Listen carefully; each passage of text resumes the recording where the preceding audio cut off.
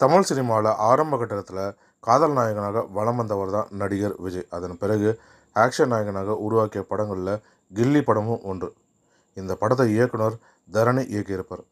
கடந்த 24ஆம் ஆண்டு ரிலீஸ் ஆன இந்த படத்தில் நடிகர் விஜயும் அவருக்கு ஜோடியாக திரிஷாவும் நடித்திருப்பார். அது மட்டும் இல்லாமல் மிரட்டலான வில்லன் கதாபாத்திரத்தில் முத்துப்பாண்டியாக பிரகாஷ்ராஜ் அவர்கள் நடித்து அவர் நடிப்பை வெளிப்படுத்தியிருப்பார்.